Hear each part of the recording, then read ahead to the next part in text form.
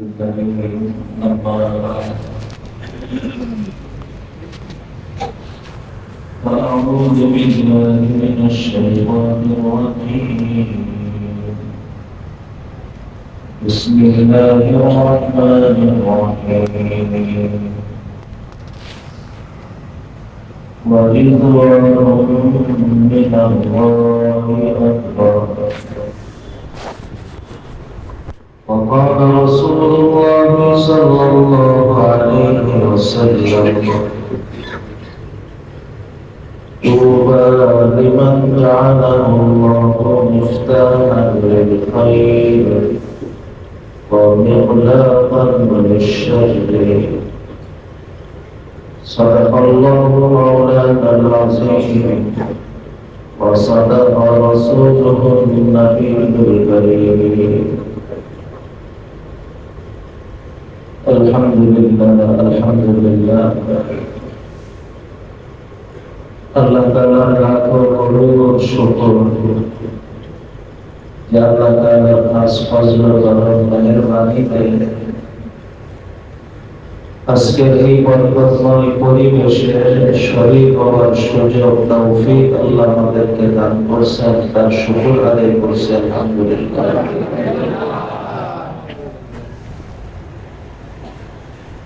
বৃষ্টির কারণে একটা পরিবেশ বাহিরে কাদা, আমার মসজিদের কাজ চলমান থাকার কারণে উপরের মাঠটাও আগের মতন অবস্থায় নাই। সবকিছু মিলে আপনাদের আজকে একটু কষ্ট হয়ে গেছে, অনেকে বসতে কষ্ট হয়ে গেছে, গরমে কষ্ট হয়ে গেছে। বাকি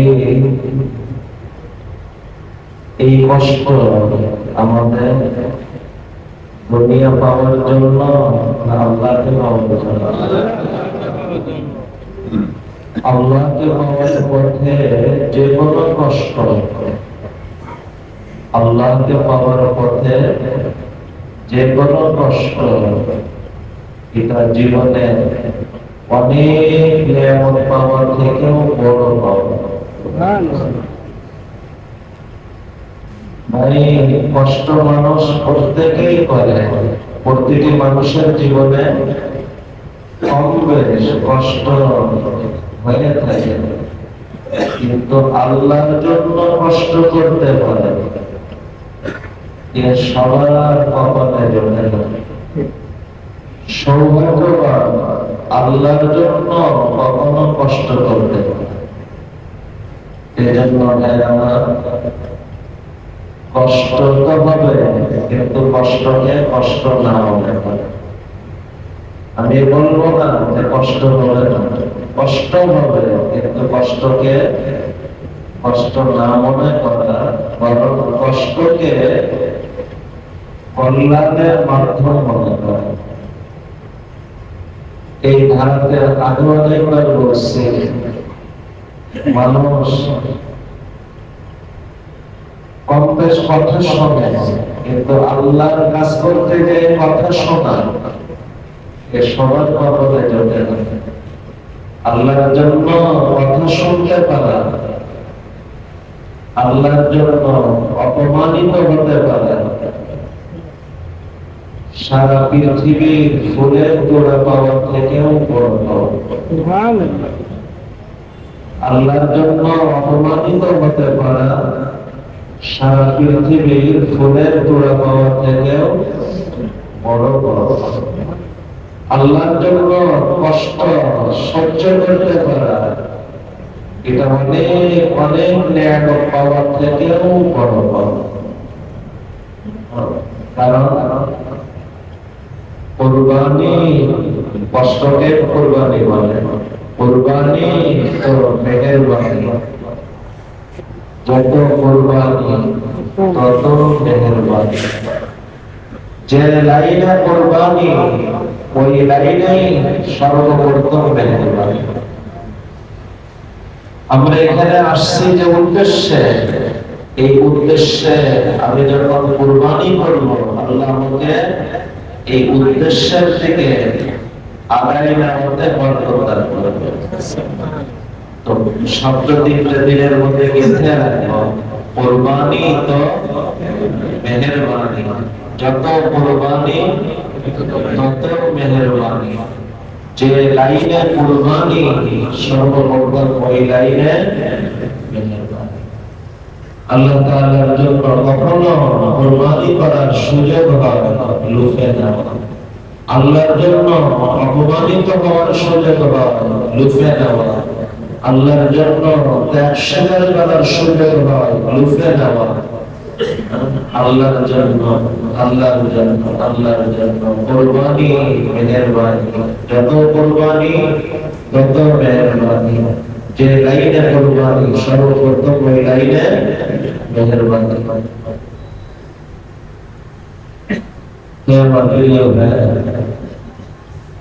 আজকের প্রোগ্রাম আমাদের এই বছরের শেষ ত্রৈমাসিক প্রোগ্রাম।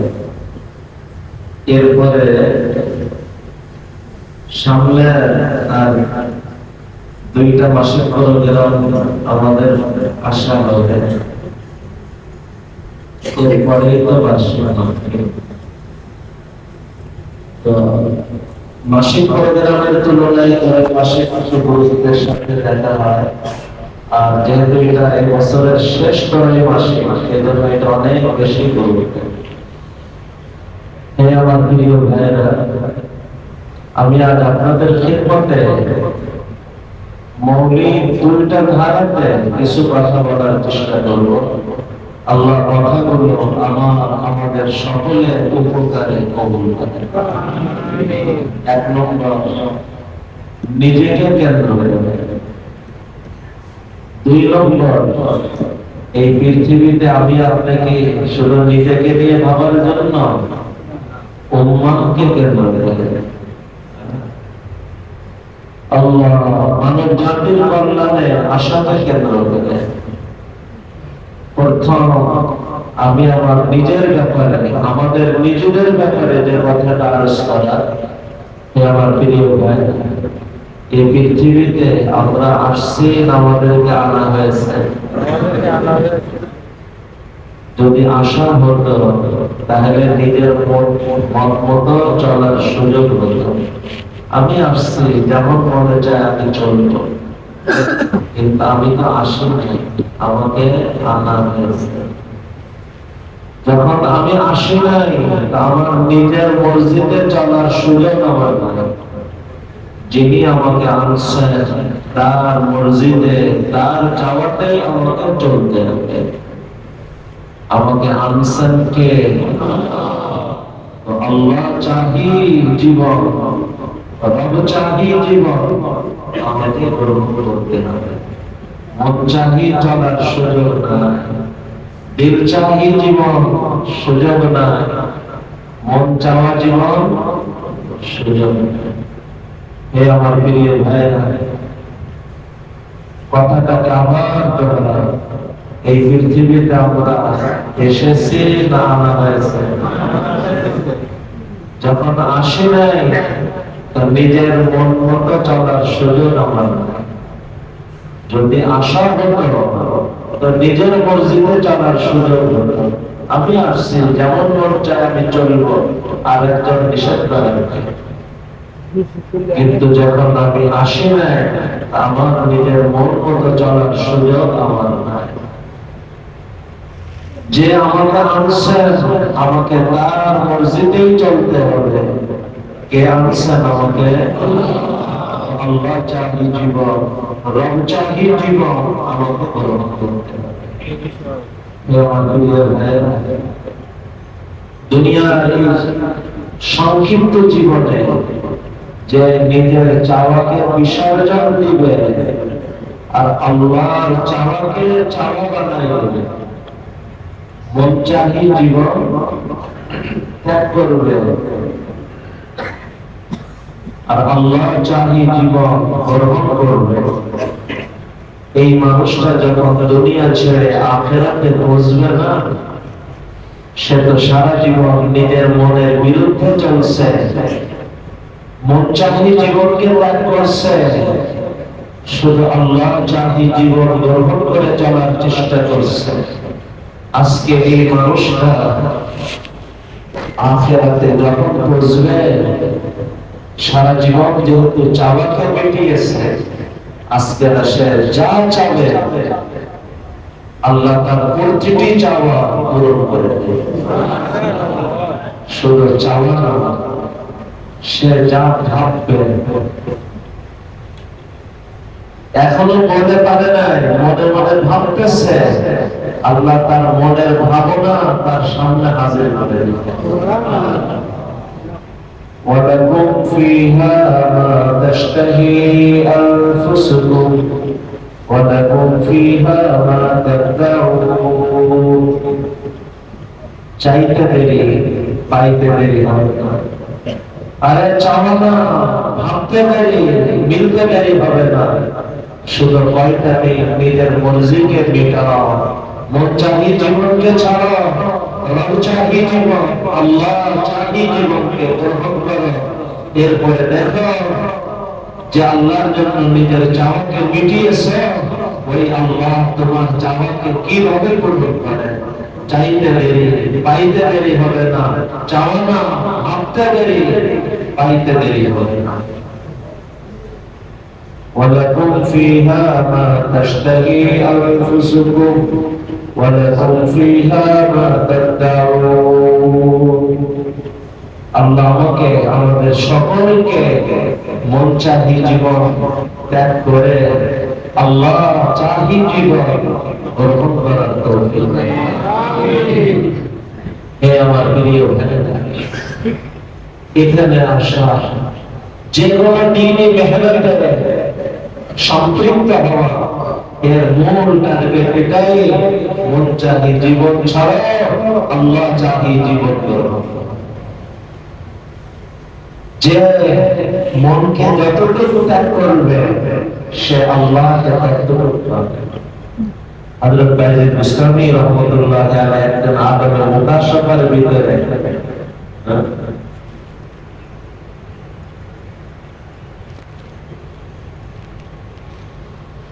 আল্লাহকে পাওয়ার পর জিজ্ঞাসা করছেন,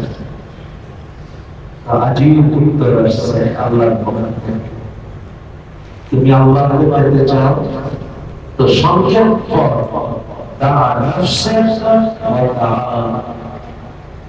একবার তোমার প্রথম কদম তোমার মনকে ছেড়ে দাও, দ্বিতীয় কদম আল্লাহকে পেয়ে যাও। মনকে ছাড়ো, তোমার মালিককে পেয়ে যাও। মন চাহি জীবনকে ছাড়ো আর আল্লাহকে পেয়ে যাবে। হে আমার প্রিয় ভাইরা, মন যেহেতু ভিতরে থাকে, যার কারণে মনে করে মনের কথা নিজের কথা, ভিতর থেকে আওয়াজ মনে করে মনের কথা যেন নিজের কথা। আরে বলে তো মন আমার বন্ধু না শত্রু? বাহিরের শত্রু ভয়ঙ্কর না ভিতরের শত্রু ভয়ঙ্কর? আরে শয়তান কথা বলেছিল, শয়তানকে কোন শয়তান কথা করছিল? এই শয়তান হলো ওই শয়তান থেকেও বড় শয়তান।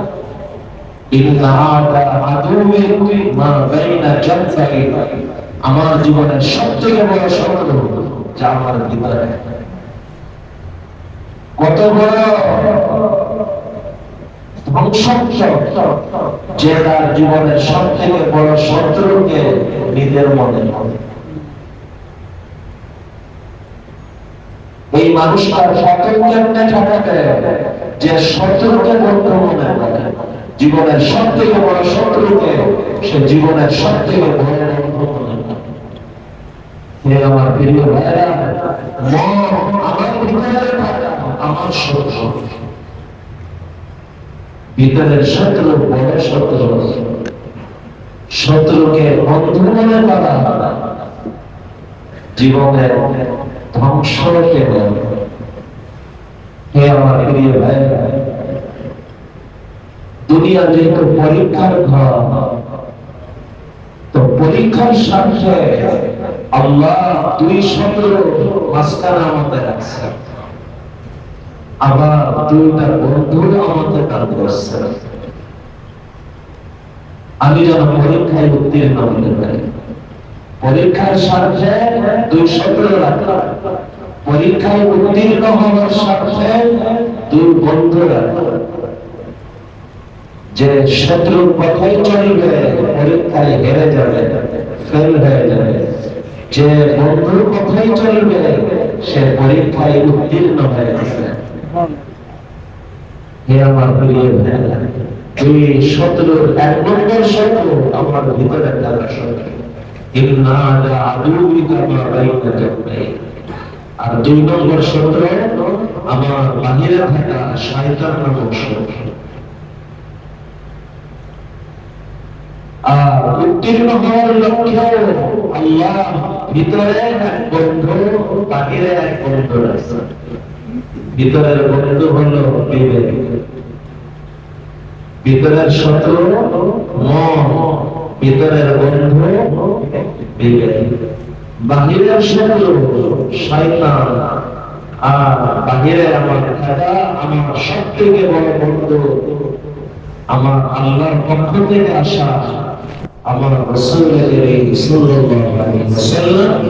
আর আজকে তো শেষ নবী উনি তো নাই, উনার পক্ষে উনার ইসলামে বিশুদ্ধ উলামায়ে রাব্বানী কি উনারাই বলতেছেন আমাদের জীবনের সত্যকার বন্ধু। আসল বন্ধু আমার আল্লাহকে আমার মূল, আমার গন্তব্য ওই আল্লাহ পর্যন্ত পৌঁছানোর জন্য ভিতরে আল্লাহ বিবেক দিয়েছেন, সামনে আমার রাহবার হিসেবে আমার রাসূলকে আল্লাহ তাআলা পেশ করেছেন। কোরআনে কারীম দিয়ে হিদায়াতের আলো দিয়ে, হিদায়াতের নূর দিয়ে আল্লাহ তাআলা আমার সামনে রাসূল করিম সাল্লাল্লাহু আলাইহি ওয়াসাল্লামকে রাখছেন। হে আমার প্রিয় ভাই, আল্লাহর পক্ষ থেকে পাঠানো এই রাসূল এবং তারপরে আসা আল্লাহর বাণী কোরআনে কারীম, এটাই হইতেছে আমার আসল রাহবার। আর এই রাহবারকে বোঝার জন্য, এই রাহবারকে গ্রহণ করার জন্য আল্লাহ ভিতরে আমাকে বিবেক নামক বন্ধু দিয়ে দিয়েছেন। আল্লাহর পক্ষ থেকে পাঠানো আসল রাহবার সরদার আলম সাল্লাল্লাহু আলাইহি ওয়াসাল্লাম এবং তারপরে নাযিল হওয়া কোরআনের বাণী। যে কোরআনকে সামনে রাখলে, রাসূলকে সামনে রাখলে ইনশাআল্লাহ সে তার গন্তব্যে পৌঁছতে সক্ষম হবে, আল্লাহ পর্যন্ত পৌঁছতে সক্ষম হবে। হে আমার প্রিয় ভাইরা,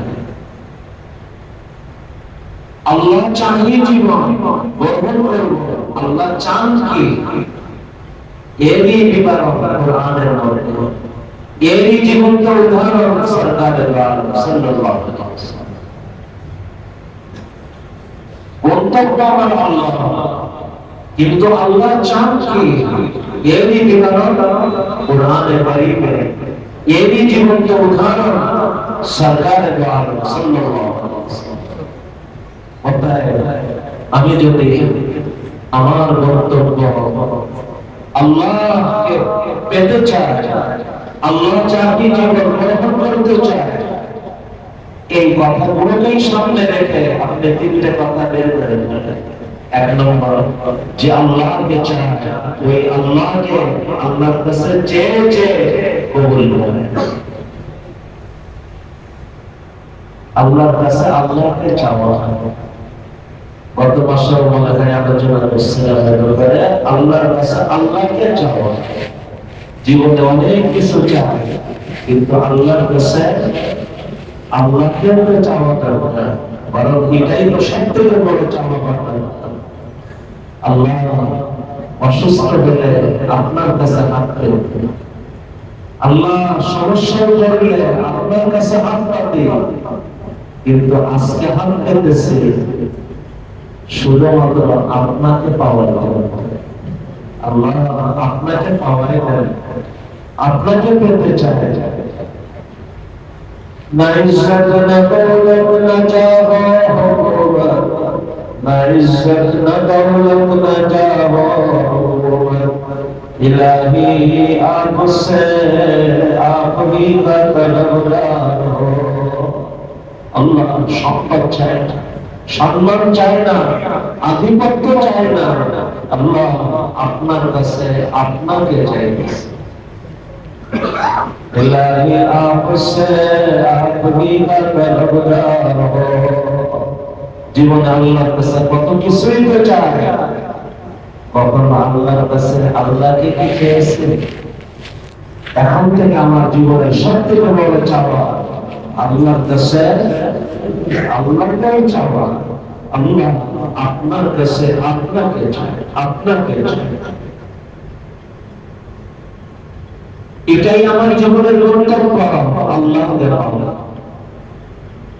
জীবনের সব পেল আল্লাহকে পেল, সে কিছুই পেল। আর আল্লাহকে পেল আর কিছুই যদি না পায়, বরং ব্যর্থতা নয়, কারণ সে সব কিছু ভুল যাবে। আর বাড়তি কিছু যদি তিনি দেন, তার বাড়তি ব্যয় আর আল্লাহর ব্যয় পাওয়ার জন্য সবসময় আল্লাহ আমি আটকে দেবে। কিন্তু আমার মূল জবাব আল্লাহ আপনাকে পাওয়া।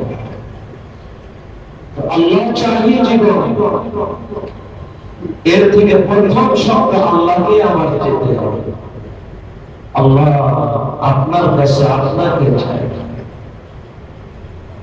দুই নম্বর, আল্লাহকে পাওয়ার মানে হলো আল্লাহ সন্তুষ্টি পাওয়া। আল্লাহকে পাওয়ার রূপরেখা কি? আল্লাহ সন্তুষ্টির রূপরেখা কি?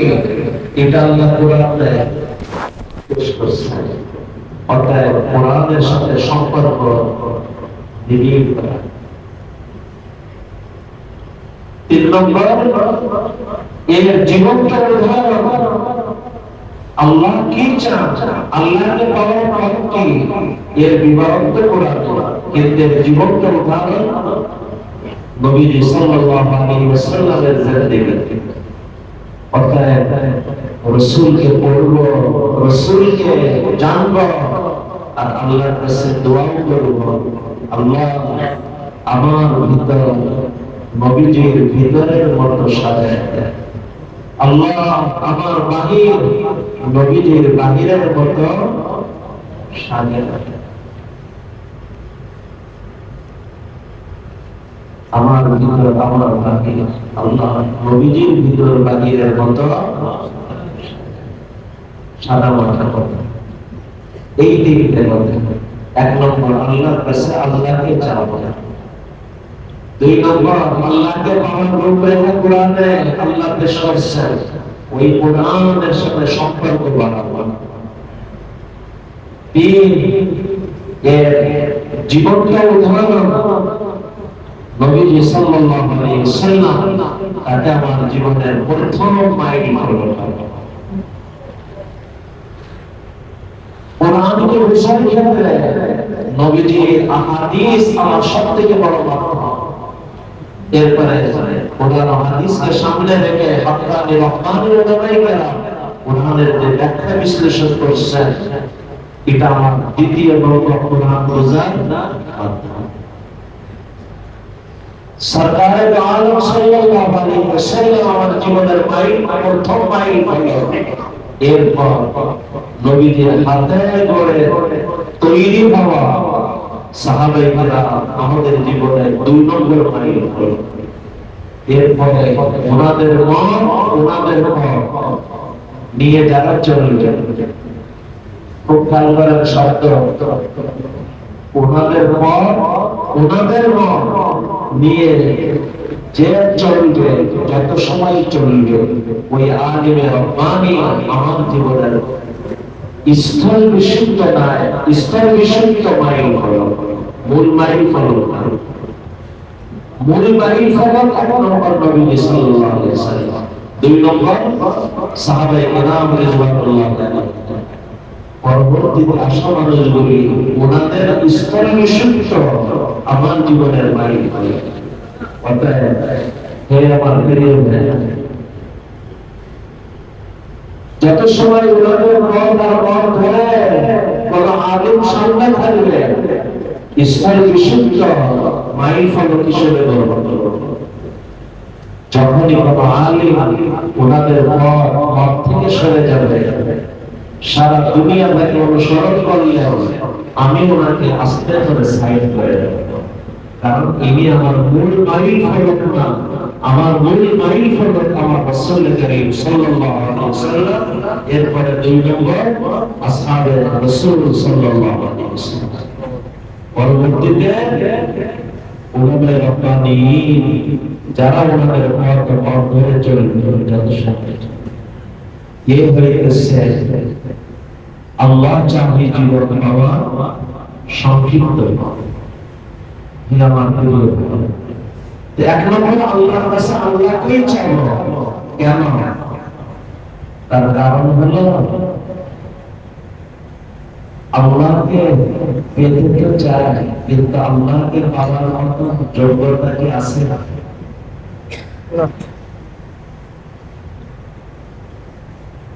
যখন আমার যোগ্যতা নাই, আমি আল্লাহর কাছে চাইলে পাতি কেন? কারণ আমি জানি আমি পাওয়ার অযোগ্য হতে পারি, কিন্তু আমার আল্লাহ পাওয়াই দেওয়ার অযোগ্য। আল্লাহকেও বলবো, আল্লাহ আমি আপনাকে পাওয়ার অযোগ্য হতে পারি, কিন্তু আপনি তো পাওয়াই দেওয়ার যোগ্য। আল্লাহ যখন এই কথা জানছি, তো সর্বপ্রথম আমি আপনার কাছে আপনাকে যাওয়ার জন্য হাত পেতেছি। আল্লাহ আপনাকে পাওয়ার যোগ্যতা তো আমার নাই, কিন্তু পাওয়াই দেওয়ার যোগ্যতা তো আপনার আছে।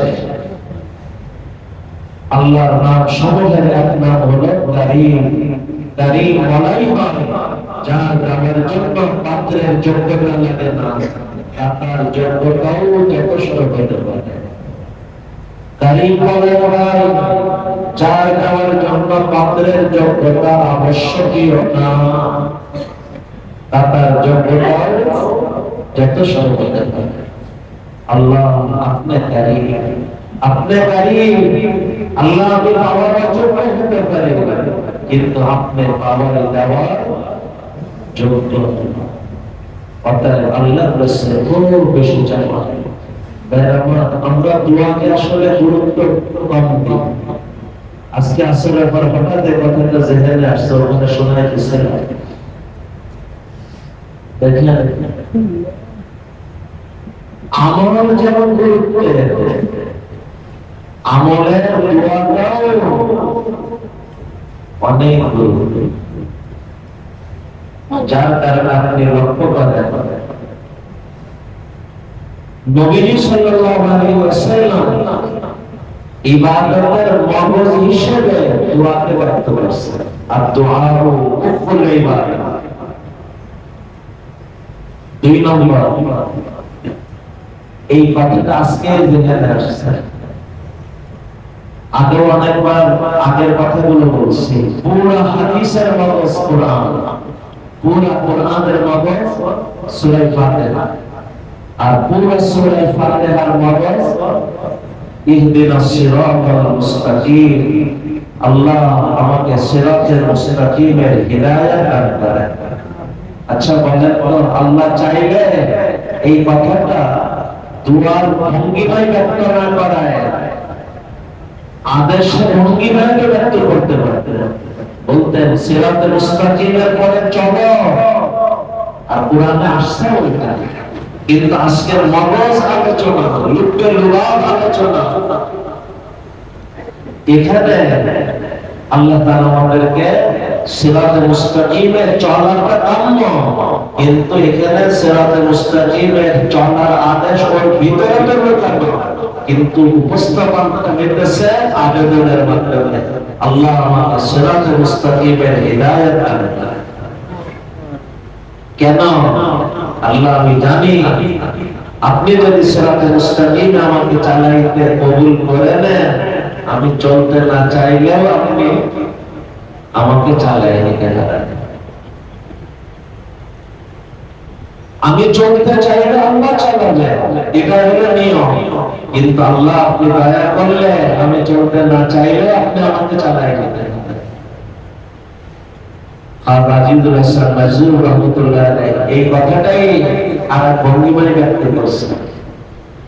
সাইকড়ু কতু করেগা জান্নাতি, সাইকড়ু কতু করেগা জান্নাতি, एक ये ना अहल भी में सही, सैकड़ों को तू करेगा जन्नती, एक ये ना अहल भी में सही। আল্লাহ অসংখ্য মানুষকে আপনি জান্নাতি বানাবেন, তারা তো জান্নাতের উপযুক্ত, কিন্তু আমি তো অনুপযুক্ত।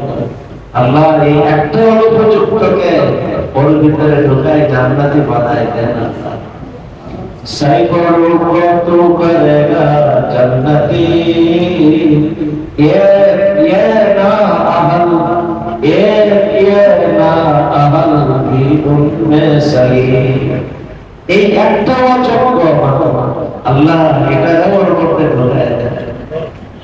साइकड़ों को करेगा जन्नती, एक ये ना अहल भी उनमें सही। আল্লাহ আমি আপনাকে পাওয়ার অযোগ্য হতে পারি, কিন্তু আপনাকে পাওয়ার দেওয়ার যোগ্য নন। তো দোয়া এটা উন্নতির ভিত, চাবি বলতে পারে, যার কারণে পুরো কোরআন হাদিসের লুব্বে লুবাব খুলাসা মগজ সূরা ফাতিহা। এই সূরা ফাতিহার মগজ ইহদিনাস সিরাতাল মুস্তাকিমে, আল্লাহ সিরাতে মুস্তাকিমে চলার আদেশ সরাসরি না দিয়ে দুয়ার ভিতর দিয়ে আবেদনের উপর আমাদের সামনে রাখছেন। বলো আল্লাহ সিরাতে মুস্তাকিমের হিদায়াত আমাকে দান করেন। আর দোয়া থেকে ওই মানুষটাই বিমুখ হতে পারে যে অহংকারী, যে আত্মগর্বের শিকার, অথবা যে গাফেল, গাফলাতের শিকার, যে নিজেকে স্বয়ং সম্পন্ন মনে করে, সে আল্লাহর কাছে দোয়া না করে থাকতে পারে। আমি আমার বুঝ দিয়ে করব, আমি আমার যোগ্যতায় করে উঠব, এই মানুষটা দোয়া না করে থাকতে পারে। কিন্তু যে মানুষটা মনে করে আল্লাহ ছাড়া আমি অচল, ওই মানুষটা আল্লাহর কাছে হাত না পেতে চলার চিন্তা কেমনে করতে পারে? যে অহংকারী, যার ভিতরে তাকাব্বুর, যার ভিতরে উজুব, যার ভিতরে গাফলাত, দোয়া থেকে দূরে থাকতে পারে। দোয়া থেকে দূরে থাকা মূলত ভিতরে লুকিয়ে থাকা অহংকার, লুকিয়ে থাকা উজুব, আত্মগর্ব, লুকিয়ে থাকা গাফলাতের পরিণাম। একজন মুমিন সে যে কাজই করে তার সব কিছুর আগে আল্লাহর কাছে শরণাপন্ন হয়। দিনে কাজ করে তা আগে রাত্রে উঠে আল্লাহর কাছে কেঁদে কেঁদে কবুল করে। সন্দীপ হুজুর রহমতুল্লাহ আলাইহি, হযরত মাওলানা ইদ্রিস সন্দীপী রহমতুল্লাহ আলাইহি বাংলাদেশের অনেক বড় একজন হুজুর, আল্লাহ ওয়ালা আলিম ছিলেন। উনি বড় চমৎকার একটা কথা বলতেন, ছোট বাচ্চা কেঁদে কেঁদে বাপ মার থেকে যেমন আদায় করে না, দেখেন ছোট বাচ্চা চাইতেছে, বাপ মা দিতে চায় না, এরপরে ছোট বাচ্চা যখন কান্না শুরু করে তো থামানোর জন্য হলেও বাপ মা দিয়ে দেয় না। তো অনেক ছোট বাচ্চা তার কোনো আবদার বাবা মার কাছ থেকে কেঁদে কেঁদে যেমন আদায় করে, তুমিও আল্লাহর কাছে কেঁদে কেঁদে তোমার চাওয়াটাকে কবুল করো।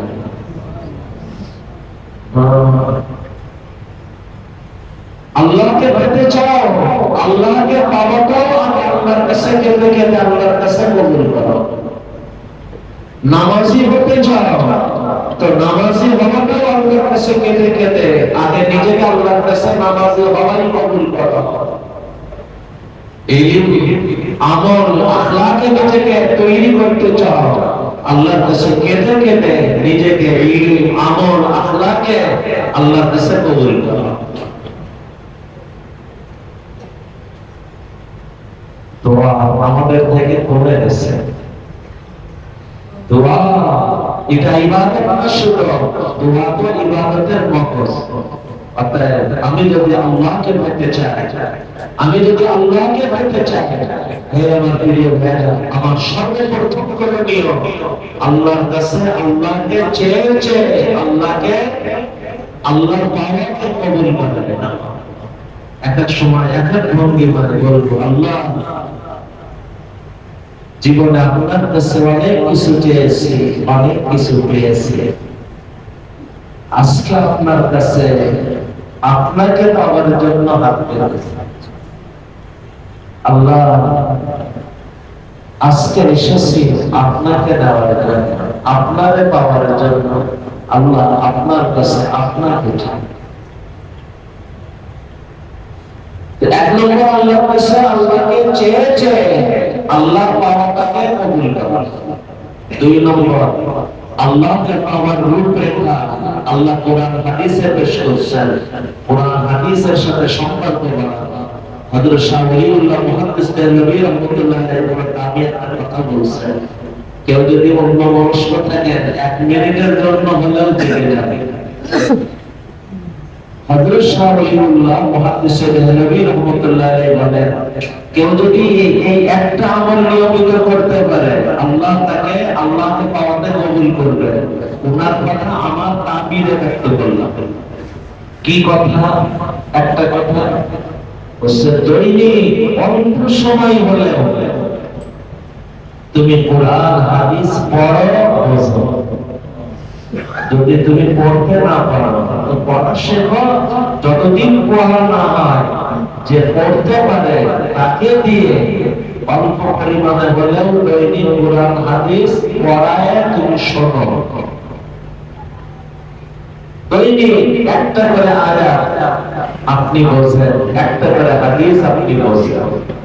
আপনি পড়তে পারেন না, তো যে পড়তে পারে তাকে বলেন, বাবা আমার পাশে বসে আমাকে একটা আয়াতের অর্থ শোনাও, একটা হাদিসের অর্থ শোনাও। ধারাবাহিকভাবে পাশ থেকে শুরু করে পুরো কোরআন হাদিসের রাসূল ধারাবাহিকভাবে কেউ যদি দৈনিক নিয়মিত অল্প করে কোরআন, অল্প করে হাদিস বুঝার ধারাবাহিকতা ধরে রাখে, জ্ঞান চর্চা দিয়ে না। জ্ঞান চর্চা তো শয়তান করে। আল্লাহকে পাওয়ার চিন্তাতে, আল্লাহর সন্তুষ্টির রূপরেখা জেনে জীবনে ধারণ করে আল্লাহকে পাওয়াতে উত্তীর্ণ হওয়ার পক্ষে ইনশাআল্লাহ আল্লাহর মেহেরবানিতে আল্লাহকে পাওয়াতে পারবে। এক নম্বর আল্লাহর কাছে আল্লাহকে চেয়ে আল্লাহকে কবুল করবে। আমার আজকে যারা আসছে একটা নিয়ত করতে পারবো, এখন থেকে আমার জীবনের বাকি যত দিন আল্লাহ আমাকে দিবে, একটা দিনও বাদ যাবে না এই দোয়াটা করতে। কিছু কিছু দোয়া, ছোট্ট দোয়া, হাজার দোয়াকে বৈষ্ণবচারী দোয়া। আল্লাহ আপনার কাছে আপনাকে পেতে চাই। আল্লাহ আমার সবথেকে বড় পাওয়া আপনাকে পাওয়া। আল্লাহ আপনি আমাকে পাওয়া দেন।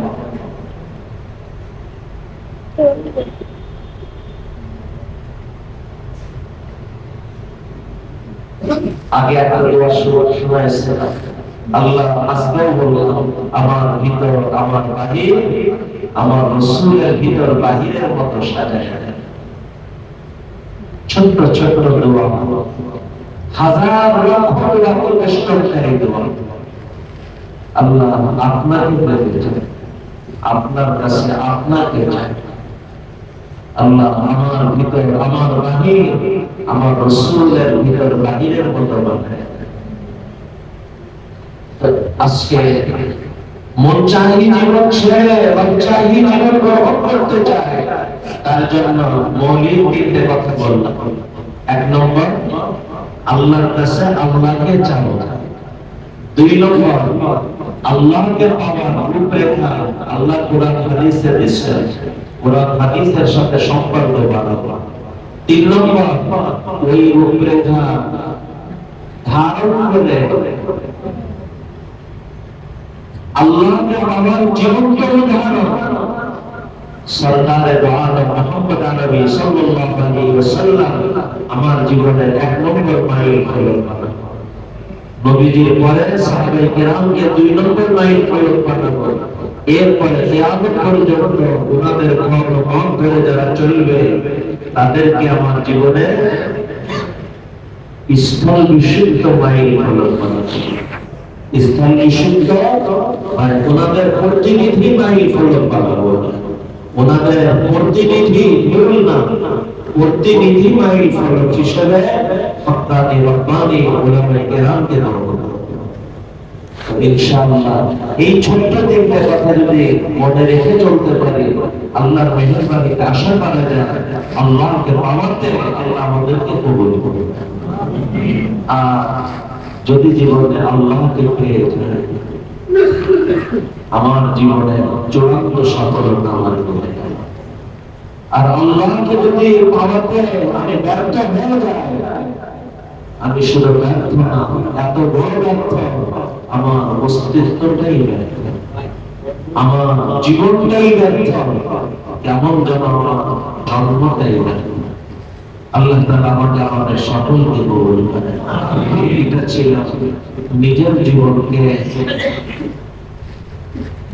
সুন্দরভাবে গড়ার সামনে রেখে তিনটে কথা।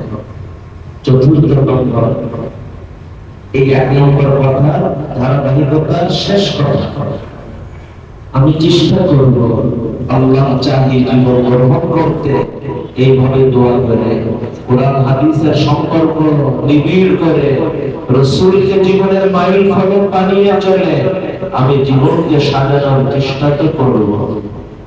কিন্তু বাস্তবতা হলো আমার জীবন দুই শত্রুর মাঝখানে, ভিতরের শত্রু নফস, বাহিরের শত্রু শয়তান। হাজার চেষ্টার পরেও আমার থেকে ভুল হয়ে যাবে। মনে রাখা, ভুল যত বড় হোক, যত পরিমাণের হোক, যত বারের হোক, আমি নিরাশ হব না। আমি আল্লাহর কাছে ক্ষমা চেয়ে নিব। ক্ষমা চাওয়ার সত্যবাদী হয়ে আল্লাহ আমাকে ক্ষমা করে দেবেন। শুধু শর্ত একটা, আমি যেন ক্ষমা চাওয়াই সত্যবাদী হয়ে। আমার পাপ সাগর পরিমাণ, মনে রাখা সাগরেরও কুল কিনারা আছে, কিন্তু আল্লাহর দয়ার সাগরে কুলও নাই, কিনারাও নাই। অতএব কোনো অবস্থায় আমি নিরাশ হব না, আল্লাহর কাছে ক্ষমা চাই, আল্লাহ আমাকে ক্ষমা করে দেবেন।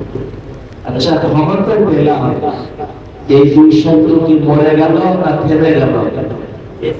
মরেও নাই, থামেও নাই, ওরা তোদের কাজ চালাই দেয়।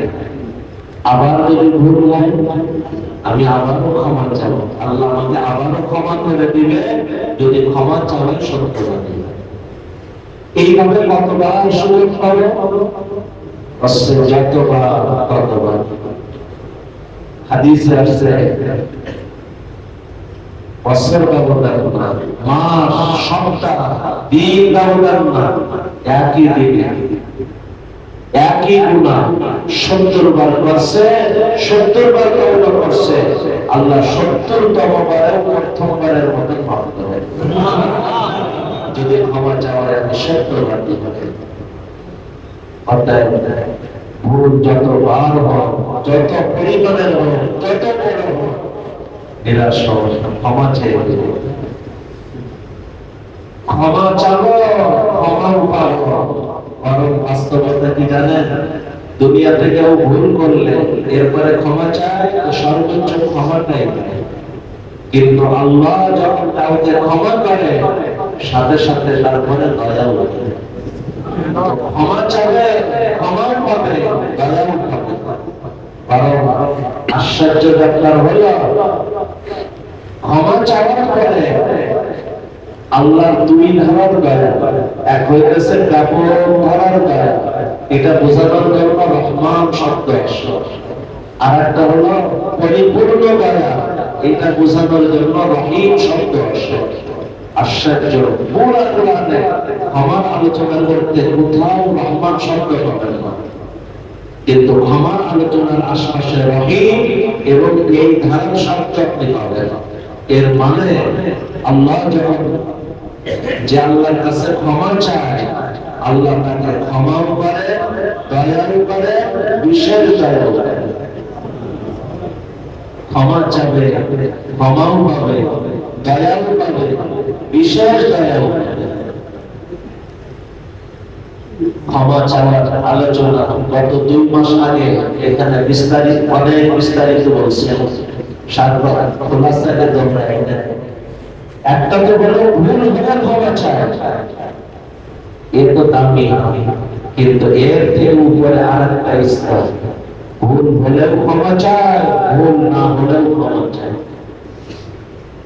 এ আরো দামি। এর উপরে আরো একটা স্তর, ভুল হলেও ক্ষমা চায়, ভুল না হলেও ক্ষমা চায়, বরং ভালো কাজ করেও ক্ষমা চায়। ভালো কাজ করেও ক্ষমা চায় মানে আল্লাহর কাজটা যেমন করার করতে পারি না জানি কি ভুল হয়ে গেছে। বলেন নামাজ ঈমানের পরে সবথেকে দামি আমল নামাজ না? সালাম থেকে ফারিগ হয়ে প্রতিদিন 3 বার আস্তাগফিরুল্লাহ বলতেছে। মানে আল্লাহ যেমন করার করতে পারি না জানি ভুল হয়েছে, মাফ করে। তো ভুল হলে ক্ষমা চায়, ভুল না হলেও ক্ষমা চায়, ভালো কাজ করেও ক্ষমা চায়। এর উপরে আরেকটা স্তর আছে, এই স্তরে আল্লাহ আমাদেরকে কবুল করেন। ক্ষমা চাওয়াতে অভ্যস্ত হয়ে যায়, উঠতে বসতে চলতে ফিরতে আল্লাহ আমাকে মাফ করে, আল্লাহ আমাকে মাফ করে। এই ক্ষমা প্রার্থনা যদি কারোর জীবনে এসে যায়, বলে তার কপাল খুলে গেছে। কেন? এই ক্ষমা প্রার্থনা বারবার ঘন্টা ঘন্টা বলেও শেষ করা মুশকিল। মোটা মোটা দাঁড়া কয়েকটা কথা আগেও শোনানো হয়েছে। এই ক্ষমা প্রার্থনা যদি কারোর ভিতরে আসে, আল্লাহ তাকে অহংকার থেকে নিরাপদ করে দেন। কিভাবে বলতেছে?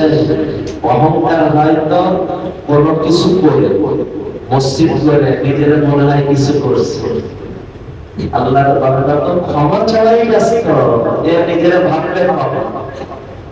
মানুষের উপকার করে নিজের কিছু ভাবে, আরে নিজের ভাবলে কখন? এত ক্ষমা চাওয়াতে ব্যস্ত। তো আল্লাহ সহজেই তাকে অহংকার থেকে নিরাপদ রাখে। আর মনে রাখা, অন্তর জগতের সমস্ত রোগের মা হলো অহংকার। যে অহংকার থেকে নিরাপদ, সে পর্যায়ক্রমে সমস্ত অন্তর জগতের রোগ থেকেও নিরাপদ। বাংলায় বলে অহংকার পতনের মূল। বাস্তব কথা, যে অহংকার থেকে নিরাপদ হল, সে যখন পতন থেকে নিরাপদ হয়ে যায়। 2 নম্বর, এই ক্ষমা প্রার্থনা যদি কারোর জীবনে আসে, আল্লাহ তার ভিতরে তাওয়াজু, বিনয় দান করেন।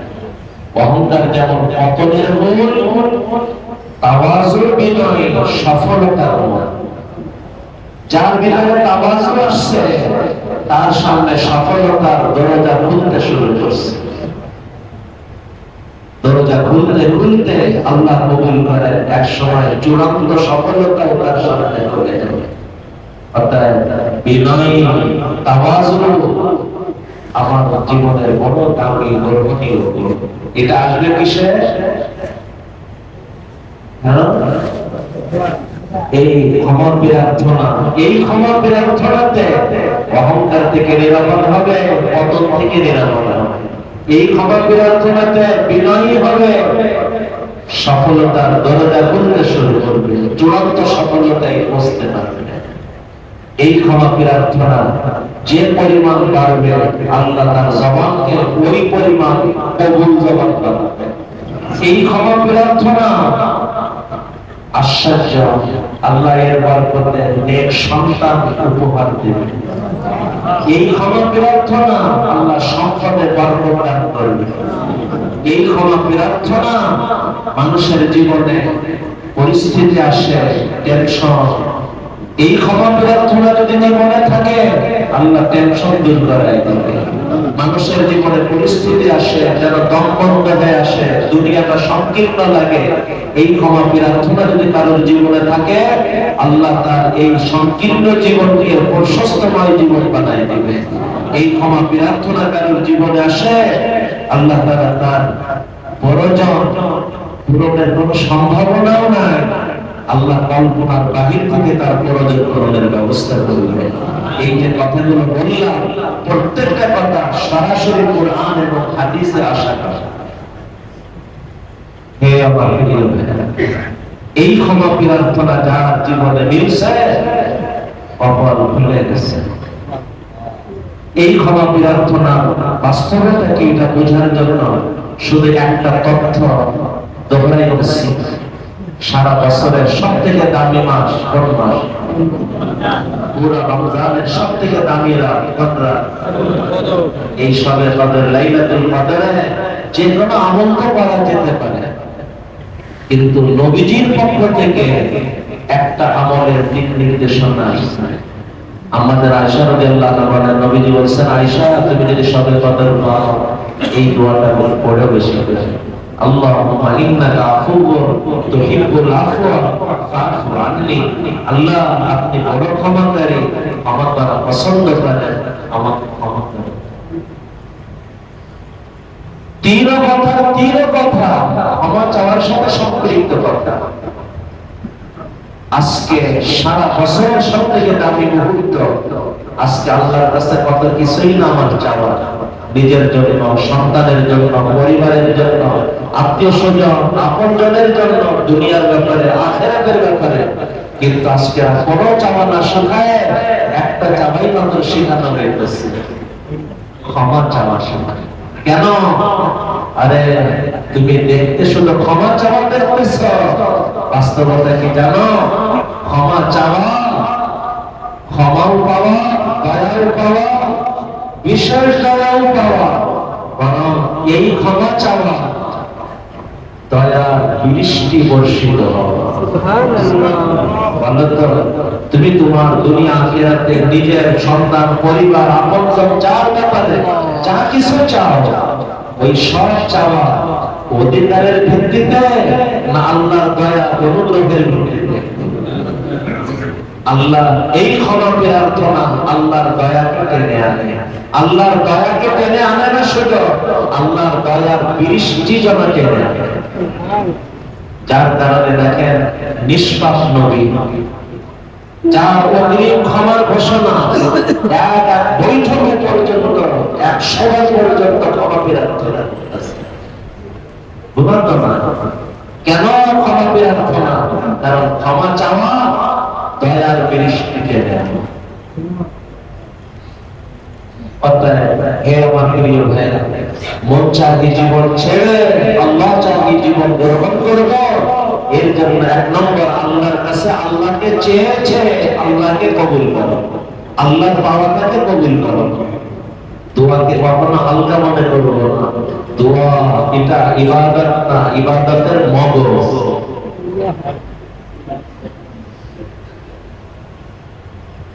যদি আল্লাহ কবুল করে দেন, আমি অযোগ্য বললেন, তিনি তো অযোগ্য না, আমাকে পাওয়াই দিবে। ছোট বাচ্চা কেঁদে কেঁদে যেমন তার দাবি আদায় করে, আমিও যদি আল্লাহর কাছে কাঁদতে পারি, আল্লাহ আমার চাওয়াকে পূরণ করে দেবে। দুই নম্বর, রাসূল আল্লাহকে পাওয়ার রূপরেখা কোরআন হাদিসে আসছে, বারবার বলি, এখন তো বেড়ে বলতে গেলে প্রত্যেক মজলিসে বলে কোরআন হাদিসের সাথে সম্পর্ক বানানো। মানুষ মনে করে কোরআন হাদিস মনে হয় মাদ্রাসার হুজুর ছাত্রদের জন্য। না না, কোরআন হাদিসের বিজ্ঞ বিশেষজ্ঞ হবে মাদ্রাসার হুজুর ছাত্ররা, কিন্তু কোরআন হাদিসের বেসিক জ্ঞান প্রতিটি মুমিন, প্রতিটি মুসলিম, প্রত্যেকের জন্য অপরিহার্য। কোরআন হাদিসের সম্পর্ক বানানো। পড়তে না পারে, যে পারে তাকে দিয়ে দৈনিক অল্প করে কোরআন, অল্প করে হাদিস বুঝে পড়া, আপনি শোনেন, জ্ঞান চর্চা নিয়ে দেন, আল্লাহকে পাওয়ার রূপরেখা জেনে আল্লাহকে পাওয়ার মানুষের। 3 নম্বর, এই কোরআন হাদিসের জীবন্ত উদাহরণ সরকারে দো আলম মুহাম্মদ আরবি সাল্লাল্লাহু আলাইহি ওয়াসাল্লাম। ওনাকে জীবনের 1 নম্বর মাইল ফলক বানান, ওনাকে পড়েন, আল্লাহর কাছে দোয়া করেন, আল্লাহ নবীজির ভিতর বাহিরের মতো আমার ভিতর বাহিরকে বানায়। আর এরপরে 2 নম্বর মাইল ফলক সাহাবায়ে কেরাম, এরপরে হক্কানি রব্বানি উলামায়ে কেরাম, ওনাদের প্রতিনিধি মাইল ফলক হিসাবে গ্রহণ করা। এইভাবে চলবো।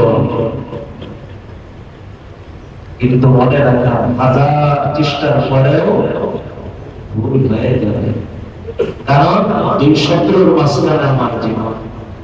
ভুল যত বড়ই হোক, যত পরিমাণের হোক, হতাশ হব না, নিরাশ হব না, আল্লাহর কাছে ক্ষমা চেয়ে নিব। ক্ষমা চাইলে যদি আমি সত্যবাদী হতে পারি, আল্লাহ আমাকে ক্ষমা করবেন। আল্লাহ আল্লাহ আল্লাহ, ভুল হলেও ক্ষমা চাবো, ভুল না হলেও ক্ষমা চাবো, ভালো কাজ করেও ক্ষমা চাবো। ক্ষমা চাওয়াই অভ্যস্ত হব, তো ক্ষমাও পাবো, দয়াও পাবো, বিশেষ দয়াও পাবো। দয়ার বৃষ্টি আমার পরে বর্ষিত হওয়ার সময় আমার দুনিয়াও, আমার আখিরাত, আমার সব করবে, আমার কপাল খুলতে শুরু করবে। আল্লাহ তাআলা যে কথাগুলো বলে আমাকে আমাদের সকলকে আমলে আনতে দিন। এটা ছিল নিজেদের ব্যাপারে। 2 নম্বর কথা, আজকে শেষ কথা। হে আমার প্রিয় ভাই, এই পৃথিবীতে আমরা কি শুধু নিজেকে ভাবার জন্য? হ্যাঁ, নিজেকে 1 নম্বর ভাবতে হবে, এটাও সত্য। আজকের মানুষ অন্যকে ভাবতে ভাবতে নিজের ভাবতে ভুলে যায়। আগে নিজেকে ভাবো, 100 বার নিজেকে ভাবো, এরপরে অন্যকে ভাবো। কিন্তু মনে রাখা, 100 বার নিজেকে ভাবলেও এরপরে 100 বারে বলেও তো মানুষকে নিয়ে ভাবতে হবে। এই পৃথিবীতে আমি একা না, আমি শুধু নিজেকে নিয়ে ভাবতে পারি না, আমি যখন অন্যকে নিয়েও ভাববো, কোরআন হাদিস দ্বারা বুঝে আসে, অন্যকে নিয়ে ভাবলে নিজেকে নিয়ে ভাবাকে ঠিক রেখে অন্যকে নিয়ে যখন ভাবে, আল্লাহ এর বরকতে নিজেকে আরো বেশি কবুল করে। আমি যখন অন্যকে নামাজি বানানোর চেষ্টা করব, আল্লাহ এর বরকতে আমাকে পাক্কা নামাজি বানাই দেবেন। কখন?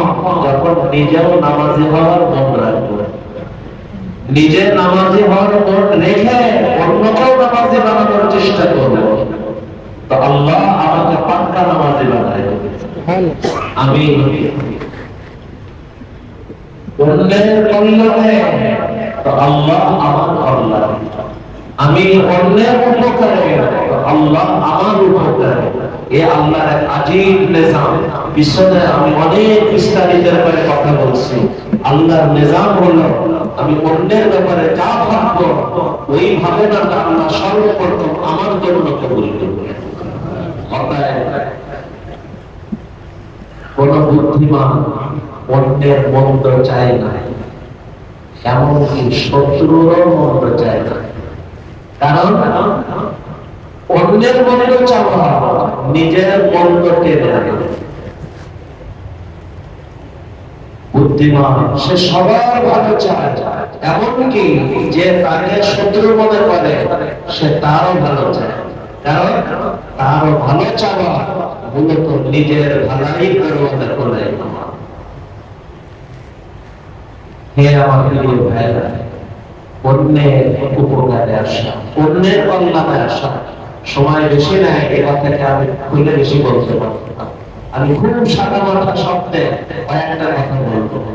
এক নম্বর, তাই আল্লাহকে পাশে যেতে চাই, আমি অন্যের পাশে থাকবো, আল্লাহ আমার পাশে থাকবে। কত সহজ। আমি অন্যের পাশে থাকবো, তা আল্লাহ আমার পাশে থাকবে। আরে যার পাশে আল্লাহ, তার কল্যাণ ঠেকানোর নেই। যত সময় অন্যের কল্যাণে, তত সময় আমার আল্লাহ আমার কল্যাণ। এই অন্যের কল্যাণ দুনিয়ার কল্যাণ, আখিরাতের কল্যাণ, দুটোই এর মধ্যে।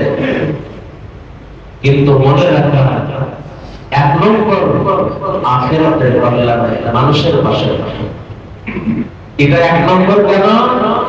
আরে 60 বছরের জীবনে মানুষের উপকারে থাকা, এটা কি মানুষের বড় উপকারে থাকা?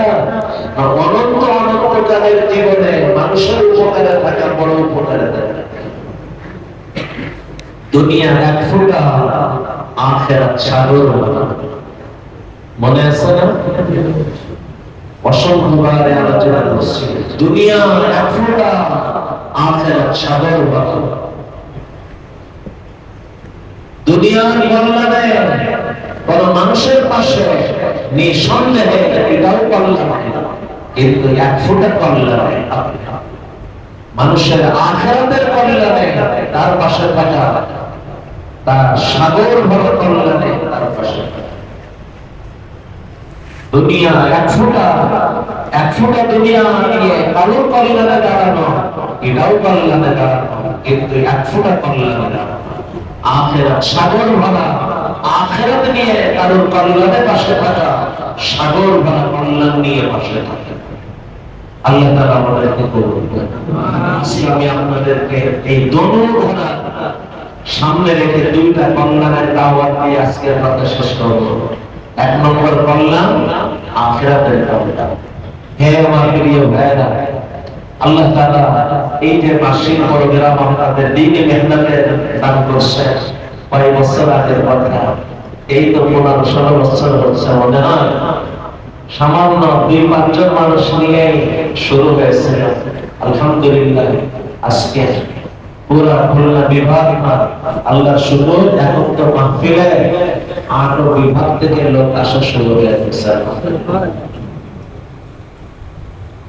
এই মেহনতের ভিত আপনার শুধু মেহনত না, যে কোনো দিনই মেহনত মানুষের আখিরাতের কল্যাণে তার পাশে দাঁড়ানো। আজকে আমাদেরকে আল্লাহ দ্বীনে মেহনতের নিয়ামত দান করছেন। আমি আপনাদের অনুরোধ করব, এই মেহনতকে আল্লাহর কাছে কবুল করার জন্য দোয়া করবে, ফিকির করবে, চেষ্টা করবে। মাহফিল সামনে